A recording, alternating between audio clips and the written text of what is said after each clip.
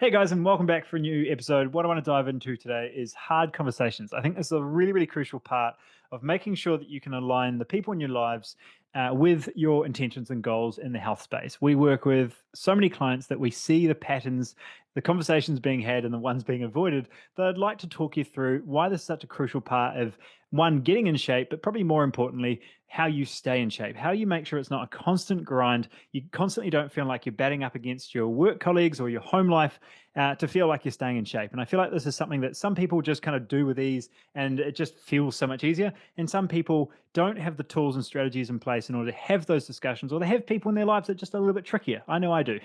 So being able to have those tools in order to show up and or at least being armed in a way that you can have those conversations as well, I think is a really big part of this. So one of our big concepts, if you're not already aware of by now, is that I'm really, really big on discipline in design, not just discipline and personal willpower. And I think that's a really, really important part of looking at health, looking at resilience a different way. Because if all you're doing is running really hard and you've got the stone in your shoe and you're just like, suck it up, keep going, I'd much rather stop, take the stone out of the shoe, and then keep running. It's just easier to do the thing. And if you're already doing hard stuff, make it easier on yourself. And I think having conversations, having alignment with the people in your life is a pretty big part of that. So, Mandy, obviously, talking to our clients directly, you see a lot of these obstacles coming up. The conversation's being had and the conversation's not being had. What's the really prominent ones for you? What I see coming up a lot is that often clients who are ready to, or people that are ready to make some changes with their health and wellness, have been thinking through this change for a while. They've been thinking through what they need to do and what they want to do, but they haven't necessarily had those conversations with the people in their life. And so they can dive straight into making these changes, and everyone else is like, hold on, wait, what? What are we doing? Like they're Yeah. not keeping up because they don't know what's been going on inside your head. And this can create some friction initially. And what's really important, I think, is for one, you to know the reason why you want to make the changes and what value that brings to you, not just you, but also your relationships, because this is an important part that we talk about a lot with our clients, is how the ripple effect of getting healthy or getting more energy or whatever to the people around you. But really know what that means to you so that you can effectively communicate that with the people in your life that are important to you, so that because it's more than likely they want to be on the same page as you. They want to be supportive, um, but they don't know what they need to support if we can't communicate that with them in the first place. And I think that's probably the first thing, is that often people are just diving straight in and not really even having those conversations to begin with of what they're wanting to achieve and why it's important to them. Yeah, you brought up two really good points, and I want to kind of separate both of them. The first part is this personal conviction in your own values and intentions of what you want to do, right? Because if you're kind of vague about that for yourself and you don't really know what you want, it can be so much harder to communicate with other people. But I think even if you're not 100% clear, I don't think you need to be so rock solid, like, this is what I'm doing, this is my passion, like, this is the whole thing. It's just like, I'm feeling this way and I'd like to be less of this way or more of this way, whatever the thing might be. I think it's important to at least get clear and honest and transparent around like what those intentions are. And then, as you said, there's just a direct communication loop between how often do you bring those up with your partner. And I think we've all had those moments where, you know, you're grumpy about something, your partner's like, what's wrong? You're like, nothing. And you don't tell them what's going on. And that's like a classic example. That does happen to other people, right? You get that too? Just a um, question. yeah, never. Yeah. But being in a spot where you're communicating or keep them a part of that. Like, hey, I'm noticing that I'm feeling like really sluggish at the moment. I want to make a couple changes in nutrition, right? Is that okay if like we start to make these changes with dinner, or at least you leave this adjustment for me? And I think that can be at least an opening portion of it. But I think a really nice way of structuring or breaking this down, that first step, like in your head makes a lot of sense. You're like, yeah, that sounds like a good move. But like when we're having those discussions, and I've seen this so real world with clients so many times, is like, I wanted to have the discussion, but I don't know how, right? So let's unpackage that a little bit or unpack it that a little bit more, because there's that first part, which is our own personal values and intention, and just getting clear on what we want more out of life. And I think this whole intentional living thing we've talked about a ton. It's a huge part of our journal and time blocking process. A lot of these podcasts are built around intention and intentional living overall. But overall, I think that conversation we're avoiding. So let's break this down, make it a little bit less high in the sky. The first part that you mentioned, Mandy, was looking at health and well-being, right? Like telling their partner that they want more support in regards to the areas of prioritizing health, or setting boundaries with certain occasions, or work stress or whatever it might be, right?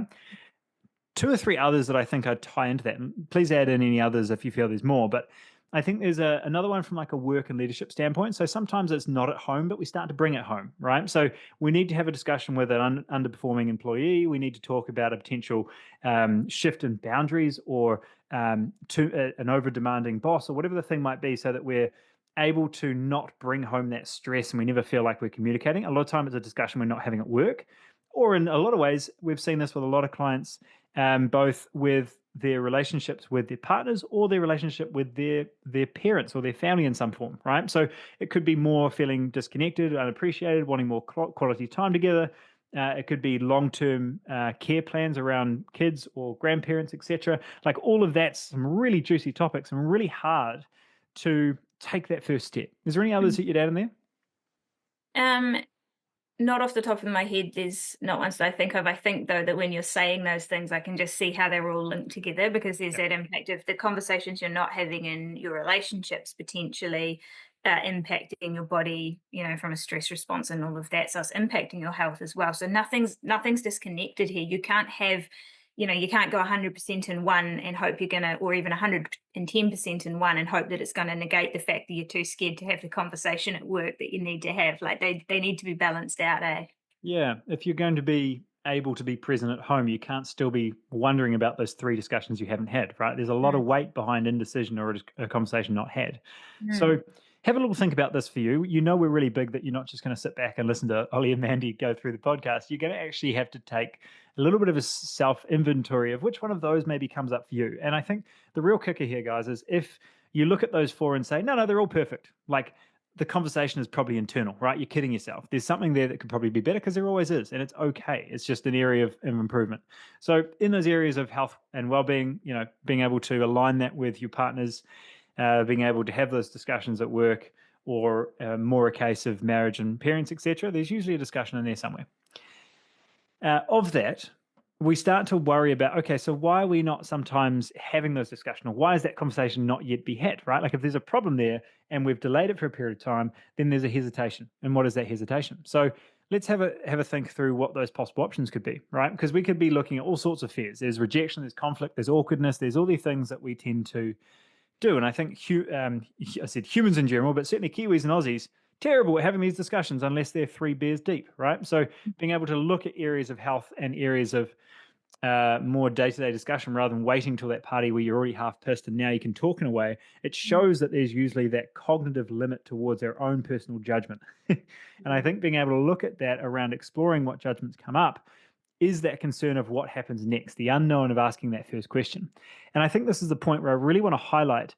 We also bring this up a lot with our own personal coaches, right? Like, and this is a bit of a tangent, but I'm going to go here, which is, if you're working with a coach for a period of time, my biggest frustration that I've seen in the industry is if a coach has been coaching for 10 years, they're either really good or they're repeating the same year over and over again, and they're so full of themselves you can't even be coached by them, right? Because they just repeat the same problems over and over again. I've seen this with massage therapists, PTs, nutritionists, all the like, where they don't have anyone else in their direct business, so they simply repeat the same stuff to other people, and there's no questioning of those thoughts. Whereas because we have 10 coaches and they all have different strengths and weaknesses, we're always challenging each other to be better. And I think that's obviously one of the big reasons that I love the model that we've built. Is it's not just about helping clients succeed.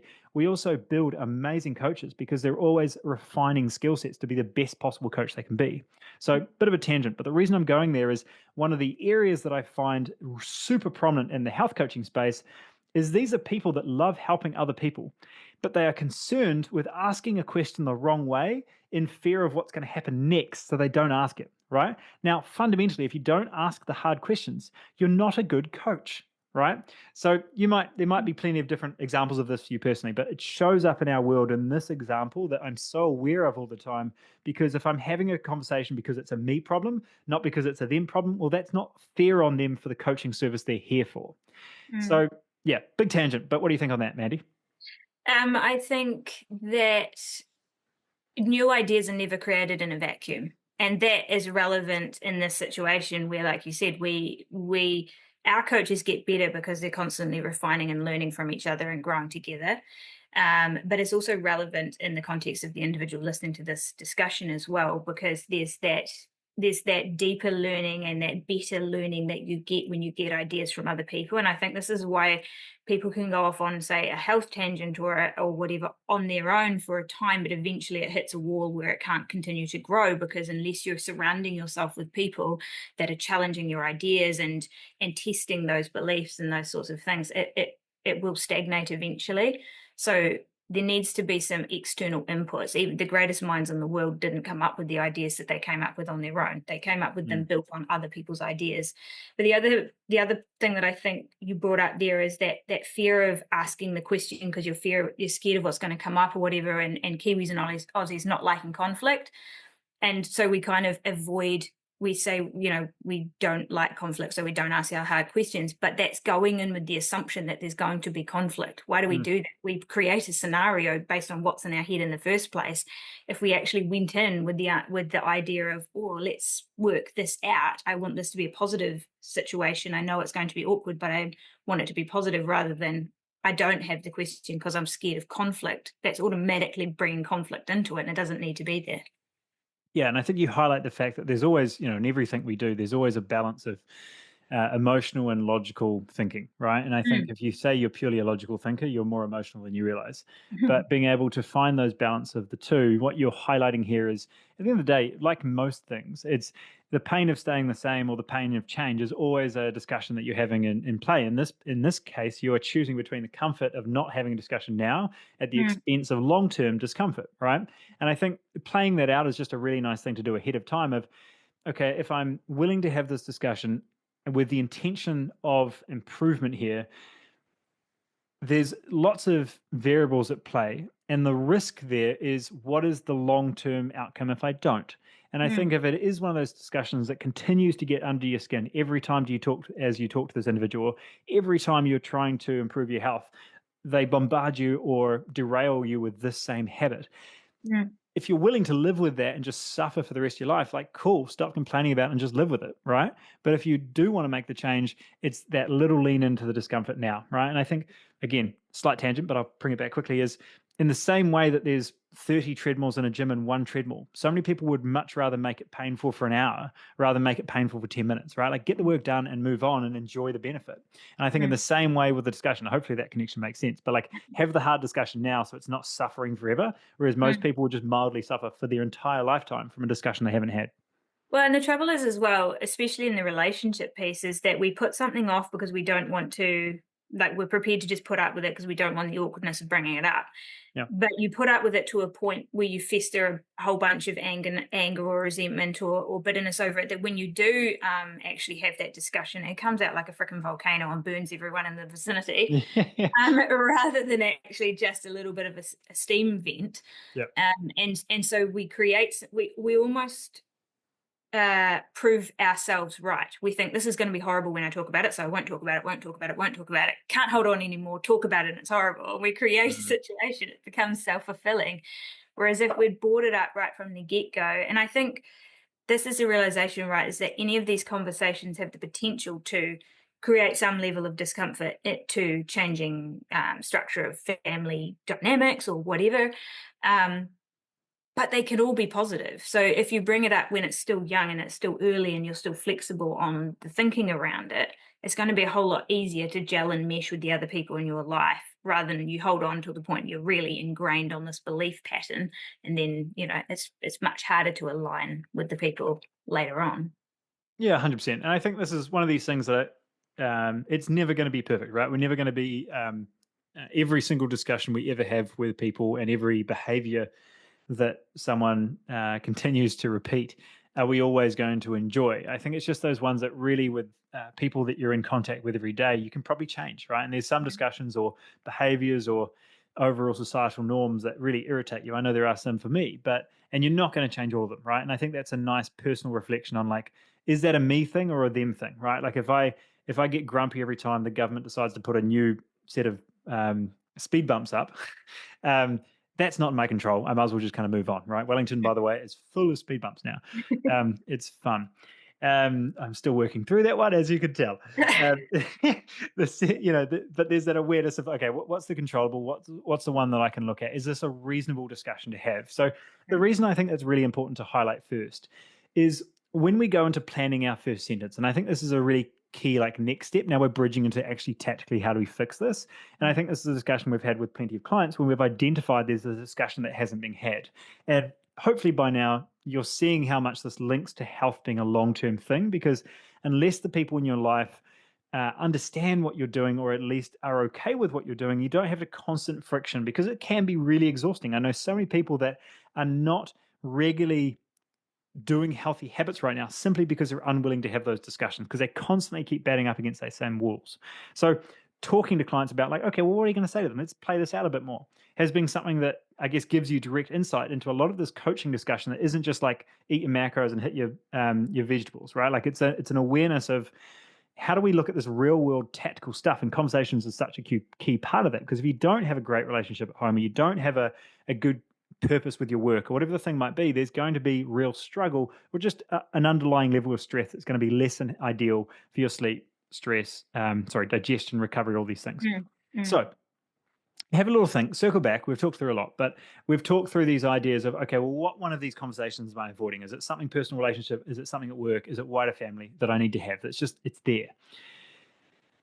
We've talked about, okay, this discussion needs to be had, right? It's not something I'm just going to put under the rug, or maybe we've gone through that filter and you're like, actually, I'm being a bit silly about that. That's not the one, but this one has shown up as, it's it's one that I'm just avoiding, right? And that's kind of a juicier one, right? Because it's usually the one that sometimes doesn't come to you right away. You've pushed it under, but it's causing this anxiety or irritation. So what we've discussed, I guess, Mandy, with the whole idea of like values and personal intention, is that this is a me thing. It's me wanting to change, not them. And I think this is a really, really good part of it, because so many people, and I've got an example I'll share with you, which is I was rowing in high school, right? I decided that I would much rather wake up at 5 a.m. and exercise for 2 hours before breakfast rather than just actually sleep till 7 a.m., wake up nice and calmly, go to breakfast. It was my thought that that was a good idea. And what happened was that I did it every day. I kept falling asleep in class. All these things kind of felt hard in a work scenario. And I keep being like, oh, but I'm a rower and this is what's happening. And like, it's just harder because I'm a rower. And I'm like, I chose to be the rower, right? Like nobody forced me to be the rower. And I think so many people do that in their own examples of that. I'm like, you chose to get healthy. You chose to make this nutritional change. You chose to take this role on. And I think, here's a tricky one. You chose to have kids. Like the amount of times that we use kids as the scapegoat to being healthy, that might have triggered some people. But anyway, there's a lot of choice in those decisions, right? And kids are very much one of those irreversible ones. So being in a spot where was I going with this? This idea of if it's me that's changing and I've got a problem with someone else, own that and realize it's your problem with that thing. So my best way of approaching some of these discussions has been, I have an issue and I'd really like you to hear me out. Or I've been thinking about something that's really important to me, and I'd love to chat to you about it. And I think that's really important. Something you said before that was a real write it down, Mandy, was it's more important to get the result than to be right.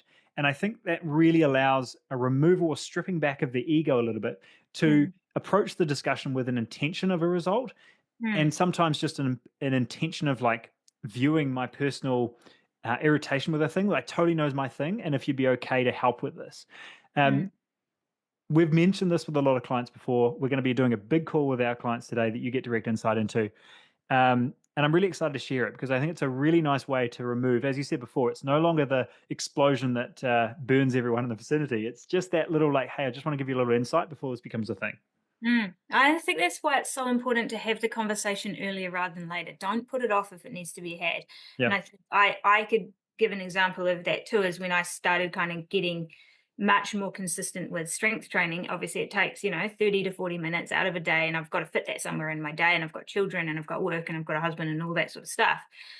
I initially put it somewhere in the day, but I noticed that there was a little bit of a cost there. Now, at that point, I could have dug my heels in and said, this is important for me, I'm going to do it here regardless. Or you can have the conversation with everyone else. If this is something I want to do, where's it going to fit the best for everyone? Yeah. And I'm not compromising on doing the thing. I'm still going to fit it in somewhere, but where can I do it where it has the least negative effect on everyone else around me? And I think this is a little bit of the issue, is if we have, this is a little bit of a tangent, but I think it's important.